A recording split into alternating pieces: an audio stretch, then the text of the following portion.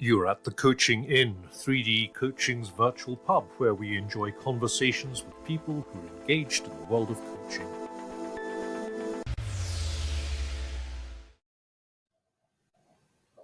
Hello and welcome to this week's edition of the Coaching Inn, where it is super exciting to have back at the pub some of the newer coaches who we met in February, March time. So it's 7 months since we last had a conversation, and we agreed that we'd come back together and see what was happening. So welcome, Penny Vandenberg from Canada.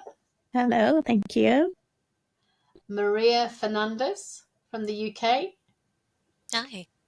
Sounds like a game show, doesn't it? It really does. Febronia Ruocco from the UK. Hi, thank you for welcoming me back. Kristin Bruess from the UK. Great to be here. So, my question to you, listeners, if you haven't listened to the last episode, go back and listen to where we were then, and then you'll be able to really get a better sense of where we are now. And if you want to get every episode as it gets released, do subscribe or follow on your favourite podcast channel. So, everybody, how's it going? Who wants to go first and catch us up with what's happened in the last 7 months? I can go. So I am actually literally entering my 7th month of business. And back in February, I was talking about a marathon, just doing your own pace. And I continue to do my own pace. Sometimes I'm not as happy with my pace as other days, but Melinda Cohen has said, do the best you can with what you have, where you're at. So that's kind of my framework. Fantastic. And so I'm still really creating a strong foundation. I've kind of gone more internally in working on the business. So back in March, I created a post called It Takes a Community to Grow a Solopreneur. So I've had some more incredible people and teams that I've been engaging with. So I just want to do a shout out if I can. Yeah. So I've been working with Cheyenne O'Driscoll. I call her a marketing maven. So I'm learning about how to create a marketing campaign. Danny Eny and his team at Miracy. I've been taking a course on learning how to create an online course. Abe Crystal and his team at Rizuku, I've been working with them, and this is where my course is going to be, the platform it's going to be using. And then more recently, Melinda Cohen and her team with Coaches Consoles. So I've been working hard at interviewing people, and I've created a 90-minute workshop called Speak Up and Be Heard, The Art of Assertive Communication. And also, I hopefully have my pilot course completed in November. It's called Confident Conversations, a communication skills course for introverts. So I've become more clear on who I really want to serve through those conversations. Nice. And this is really helping align everything. Like, it's starting to feel like, it feels right. So, Cool. So these are the things that I'm working on, and so a little less with the coaching piece, more just creating some stuff. So Nice. yeah. Well, thank you for shouting out to all those great people, Penny. Yeah.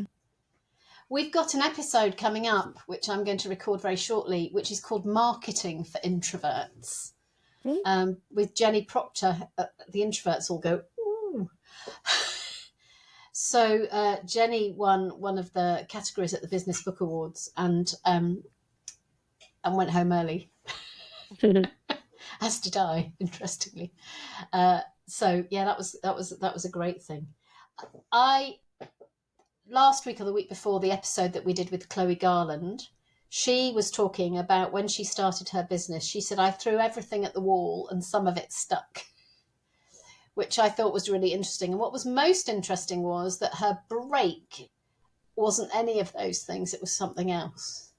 But she needed to have thrown everything at the wall for that to be true. So, Maria, how are you? I'm doing really well, thanks, Claire. Good. Really pleased to be back. You've got me just like less than a week after graduating from the postgraduate certificate, which has the longest name, but coaching for behavioural change, talking about neuroscience and psychology.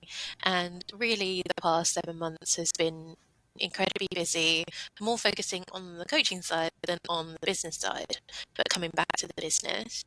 So biggest thing was at the beginning of the summer, passed my ACC exam.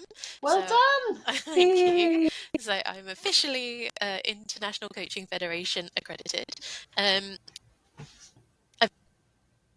done a lot of studying in my life, and I was surprised by how much it struck me, how proud I was, how much it meant to me to actually become ICF accredited.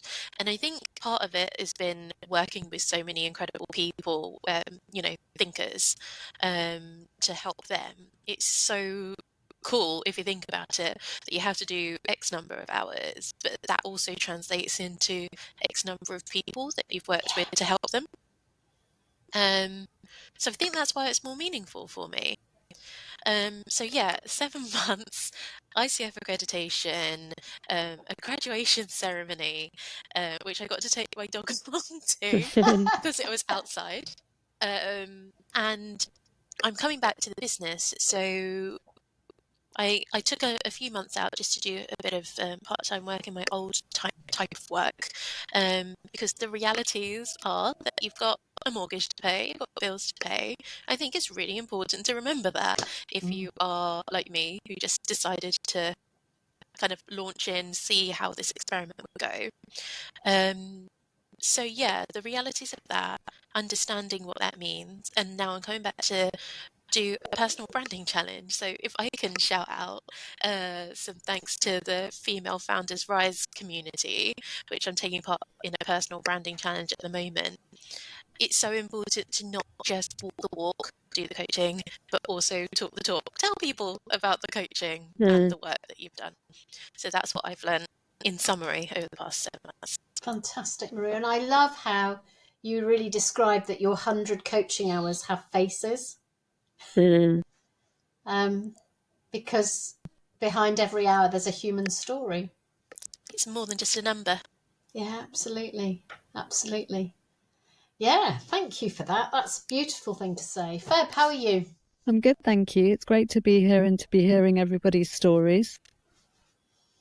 And what's been up with you for the last 7 months? Well, mine's been quite similar to Maria's because I was on the same course but in a different cohort. So I've just graduated as well with the postgraduate certificate in driving, using coaching to drive behavioural change. I think I've got the title right there.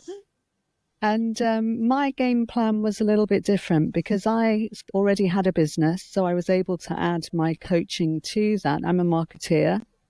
And my plan for this year was primarily to gain more knowledge in the theory of coaching, to gain my accreditations and to get a lot of coaching practice done.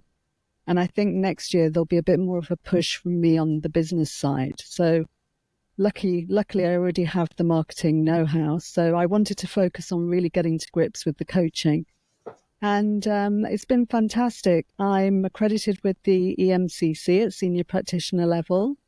I wanted to have submitted for ICF by the time we did this podcast, and I did submit last week. So I'm just waiting to do the exam. Well done. And doing the 100 hours, it is quite a milestone. It's quite an achievement, but it's also been for me quite action-packed because I crammed it into a summer and got it all done. So lots of coaching, lots of practical experience. So quite happy at the moment. Great. Well, it's lovely to have you back. And Kristin. Bravo to all of you, first of all. And it is great to be here. My context has been a little bit different. I joined a team last February in a church, and one of the hats that I wear here is to be an internal coach. I also have extended that opportunity to the diocese, although not particularly vocally. I'm sort of waiting to see what happens, because for one of the few times in my life, I'm maybe not being hugely goal-oriented about this, which is a bit unlike me. And I think it's a sign of the coaching kind of working for me, because I'm allowing it to inhabit my life a little bit more and be infused into a lot of different aspects of my life, letting go of perhaps needing to fix or have the answer, or which was something that was very much part of my pre-clergy, or I felt it was anyway, when I was in HR and the banking industry. So it's been a really, I'd say, more internal journey for me. I am working on my coaching hours. I'm not even at 50 yet, but I'm doing it, and I'm probably a little bit too strict about what I count as coaching and what I don't, because I'm using it all the time. And I'm not putting a lot of that on my log. And I love it. I think one thing I'll just give my shout out would be really to Claire, your supervision community, because I have found that to be a really amazing resource for continued community. I miss the course, having finished at level 1 in April. And so the supervision gives a little bit of discipline to my practice, if you will. And I found the last one particularly nourishing around, to be a really useful coach, we need to be willing to not be used, if that's the right word, and for people to not come. And it was funny, right as I let go, because I hadn't had anyone request a coaching session, just as I let go, think, well, maybe this internal coaching thing just isn't going to work. Somebody said, I really need a coaching session with you. When can we do it? And I thought, that's interesting. Just as I'd let go of maybe the need and realized, actually, the journey is about this not being part of my identity, this being something that is offered and people can choose or not choose. That it kind of came back, and I had a session today with somebody, and it's so I'm enjoying it. I'm going to continue to work toward an ICF possibility, but I'm not being massively goal oriented about it for one of the few times in my life. And actually, just collecting information so it's there if you decide to do that is a useful thing, because you don't have to go, I have to get this. Yeah. I thank you for shouting out for the supervision community, because I think as we come into the autumn, one of the things that I've noticed is that there's quite a lot of people whose work died down over the summer, and some have picked up and some haven't. And it's difficult to know whether that's a summer thing or whether that's an industry thing at the moment. But people are moving up and down the layers in the supervision community. And when they have less work, they're downgrading. And when they've got more work, they're upgrading. So it's actually really doing what we wanted it to do, which is very exciting. So, some beautiful stories of some work, of some hard work and some soft work going on. I guess one of my questions is, what do you wish you'd known? What do you know now that you wish you'd known when we last were talking together? Could all those faces go off thinking? Go on, Feb. I was just going to say, when we met last time, I just been awarded the PCEC, and it felt like a massive hill to climb to get towards the ICF submission. So I wish I'd had a little bit more confidence in that I would do it, because I set myself the goal of doing the submission by the end of the year, and I actually beat that goal by 3 months. Well done. And it was just purely because, like how Kristin said, I just loved the coaching and got really engaged and had a number of really great clients from the marketing industry with great topics. And it was a great journey with all those individuals. But if I'd had the faith at that point in time in the first open table, I think I wouldn't have seen it as such a big hill climb. So, listeners, if that's your journey, I hope you heard what Feb just said. What about others? I'll go. I wish I had appreciated the community that I was in so actively when I was part of the Transforming Conversations into Level 1 course. I miss that. I love seeing some of those faces on supervision, which is probably the supervision community, and the coaching, the coaching practice that I occasionally pop into. But I don't think I appreciated being in that. And I've been reflecting on whether it's time to engage more fully in something. I don't know if you have any suggestions about that, but I feel I could use a little bit more consistent sort of peer support, perhaps. Ah. And sometimes that's a paid for thing, isn't it? And sometimes it's contacting people and going, shall we be a bit of a tribe? Yeah. Good idea. And, those things are different. There are quite a lot of students who've trained with us have a group, and I don't know if you're in that, and if you're not, we can talk about that offline. So Maria and Penny, what do you know now that you wish you'd known in February? It's quite related to what Kristin said. When I went back into some of the work that I used to do, one of the reasons that I said at the interview, I was really missing working as part of a team. When you're working as part of a team, you've got a shared mission. You can talk to other people about what you're doing, and you've just got this like camaraderie.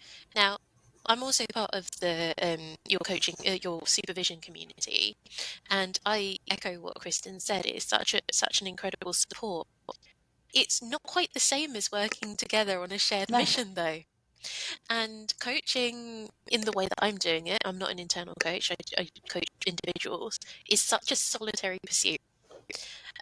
One of the things that really helped over the summer, I was finishing off my assignment for the course that I just graduated from, and one of my colleagues and I used to just meet every day, put our cameras on, video called each other, and put our cameras to a side, just so you know that you've got somebody else there, co-working, virtually co-working, and it made such a huge difference. So there's something about having a group of people, your tribe. There's also something about how can we create those spaces, maybe in person, maybe we're working on similar projects. So my colleague and I were going to pick that up again to work more on our business stuff, because we've got parallel journeys. I have a co-working agreement with one of our team. We've been together all afternoon today, and doing separate things, but just chatting away now and then. I also have an agreement with another coach who lives in the town, where we meet on a Friday in a cafe. In theory, we're both meant to work. In practice, we generally drink coffee, but but there's something about a shared endeavour to be doing work, isn't there? Even if it's not the same work. That's great, Maria. Thank you. What about you, Penny?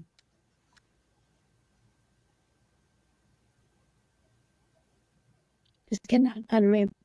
Actually, as people were talking, I was writing down 3 C's. I have connection, community, and celebrations. And maybe it's not so much as what I know, more as what I want to do more of or do. So as a solopreneur, you're wearing every single hat, and, being new to business, it's a slog to learn everything.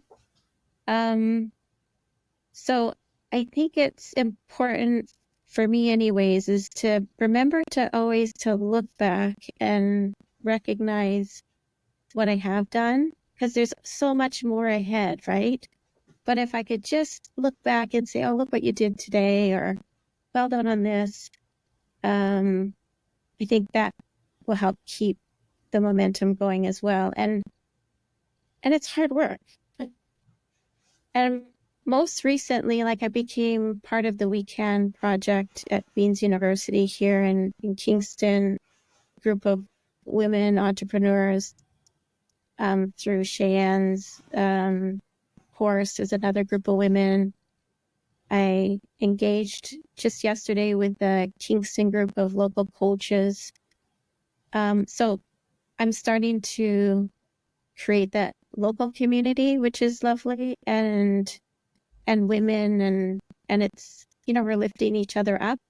So I think that has been something probably I should have done earlier, but I'm kind of like a turtle. I'm a little bit slow, but I'm slow and steady. So for me, it's more maybe not, because there's going to be so much I still don't know. So it's, for me, it's remembering for the doing piece. Mm, And that self-care, is really important too. yeah. And some things will work and some things won't, and that's really okay, because that's just how it is. And we need to try some things out on the way. Yeah, it's all and research. We're not going to get 100%, for everything. But it's a question of finding enough tribe, isn't it, to feel that you've got company in the journey.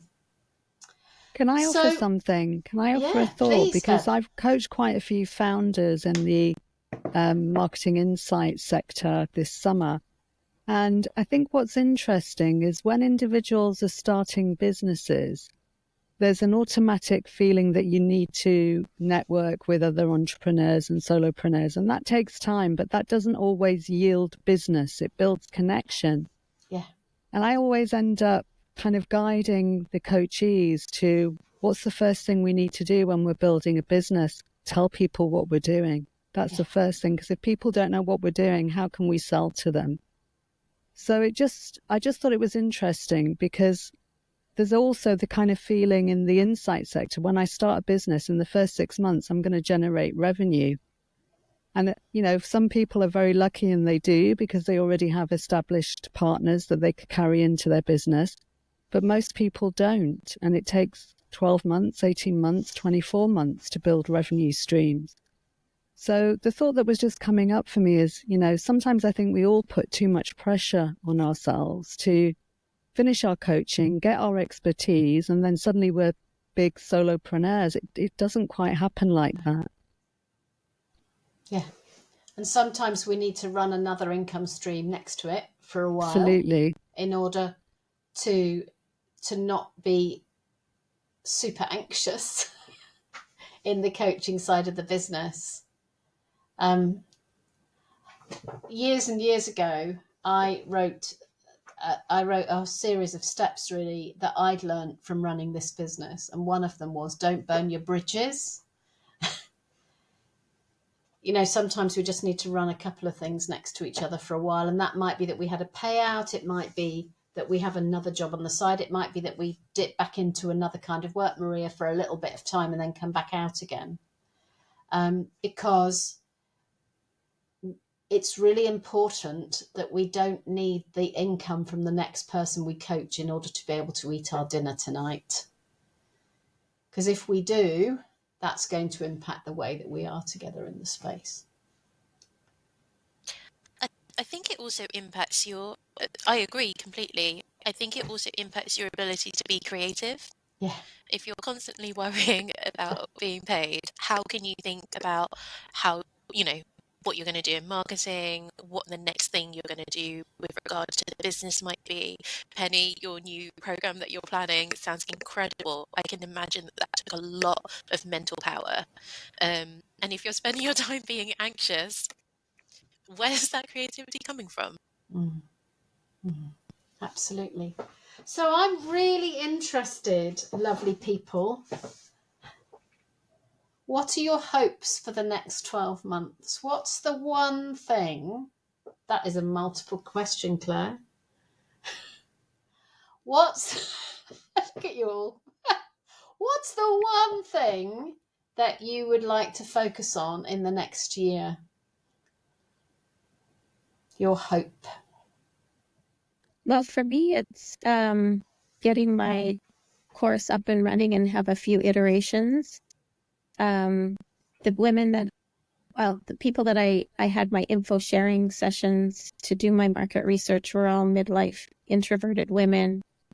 So I do want to open up to introverts. So that might, I'd love to speak with other people that don't identify as a woman to see if there's other pieces that, would be more specific to that group of individuals. So my one thing is just get that course up and running and have that as part of my marketing campaign and get fantastic, comfortable and in that. Yeah. And do listen out for that episode with Jenny Proctor about marketing for introverts, because I'm hoping they'll send me a review copy. But I'll try and get her to spill all her intelligence on the podcast so you can all listen in. What about you, Maria? What's your one thing? I've been thinking a lot about clarifying my purpose.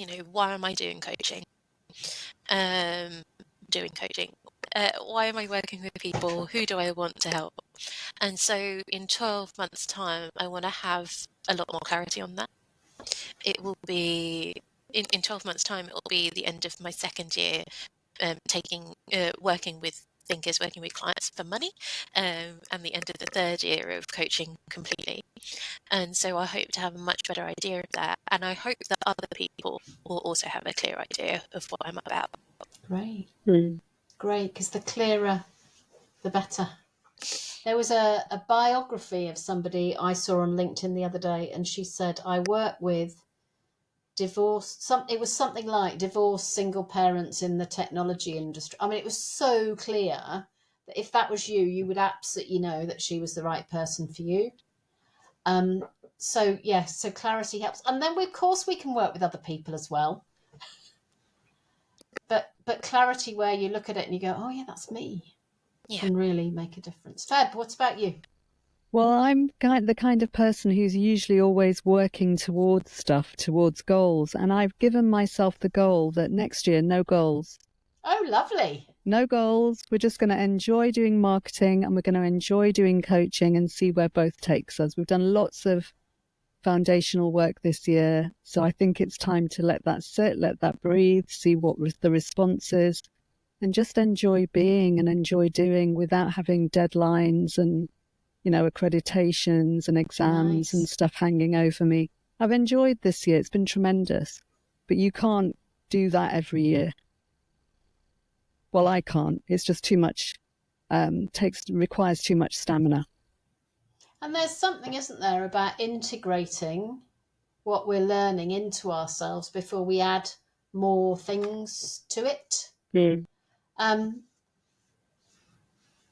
I was thinking this morning or yesterday, I think I put something on LinkedIn about the difference between knowledge and wisdom. And there's something about in this season of your work, in this season of your journey, trust that you know enough.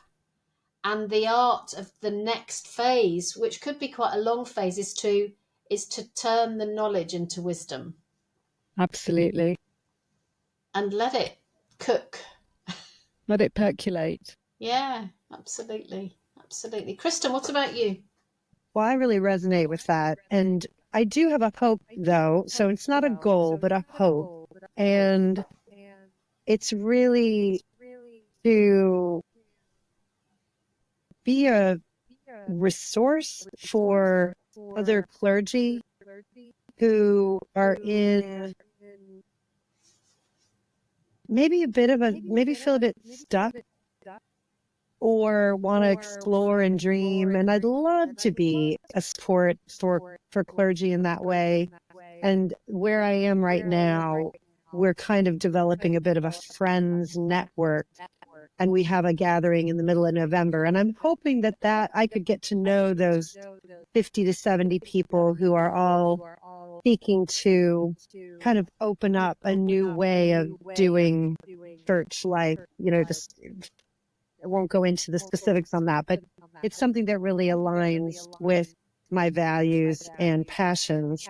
And I'd love to be that. And I'd also love to support church organizations and in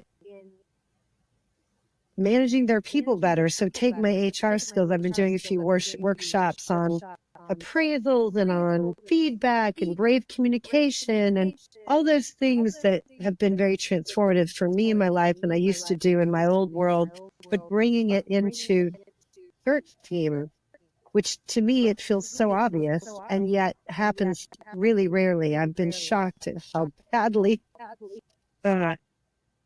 managed often churches are. And so I really hope, and I have a couple things already in the fire there of going to other dioceses and doing the workshop I did over there. And I don't know if that counts in my coaching hours, by the way, but I do hope that continues, but in a way that isn't hugely burnout, that is really kind of organic and fun and feels capacity building. That's where I can see my purpose starting to emerge across a lot of different places instead of going deep in one place. Yeah. So it sounds there that you're talking about a lot of integration, bringing things together, and back to Feb's percolating word.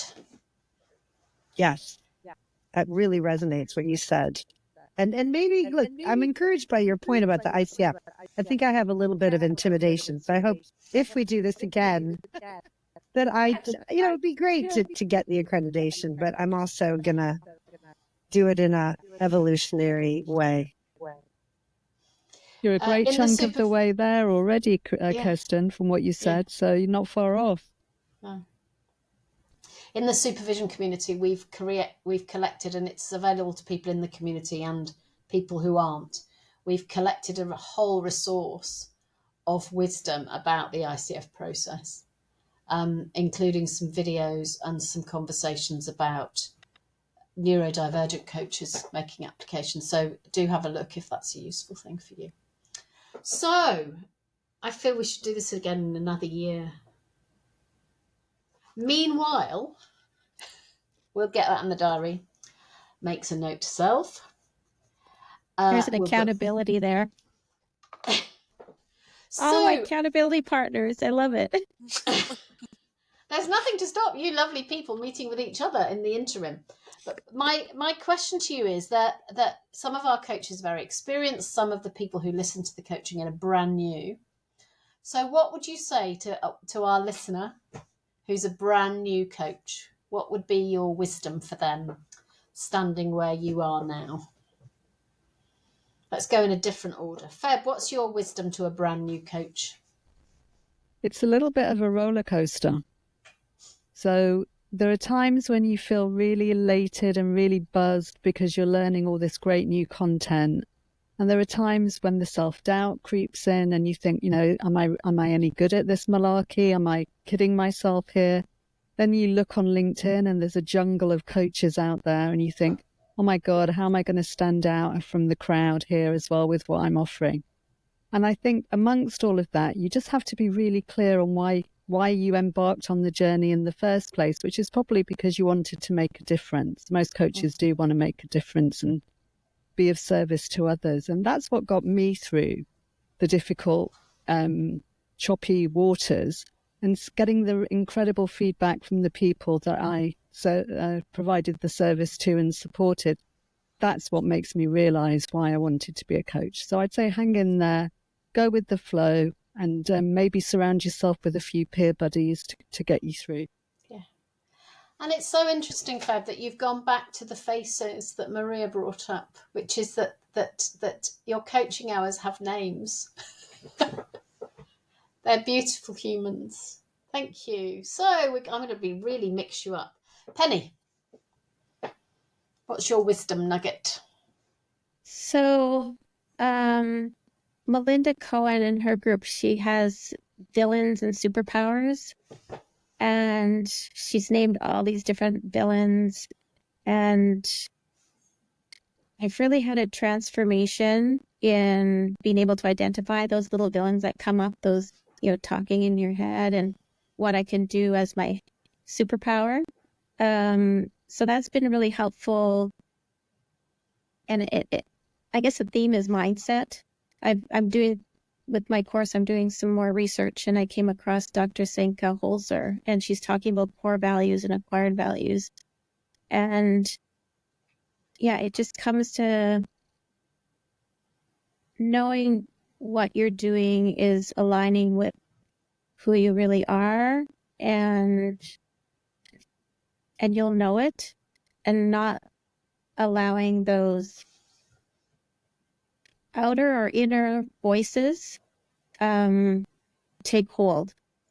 And so just knowing if this is something that's core to who you are, and it's feeling good, you've got these superpowers that you can tap into and overcome those internal and external voices that are not helpful.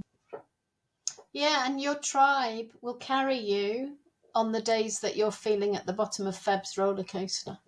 Yeah. It's how do we connect ourselves to people who can support. So I set up my business in 1995. I now have a company with employees and everything, but I still have freelance paranoia. Where I look at the diary and I go, oh no. And that's just, and then I have to say to myself, that's okay. That's a normal thing. I don't have it every day. But if I look at a stretch and there's nothing in it, I think, oh, golly, where's that going to come from? So, Kristin, what's your nugget of wisdom? I think I'd just say keep going. That's great. Because it can change your life for the better. It has mine. Wow. It, for me, has not been about a business plan or this. It was really someone who suggested I go to Transforming Conversations because I was not a very good listener. And in a couple contexts. And it's changed my life. Wow. So I'm very, very grateful for it.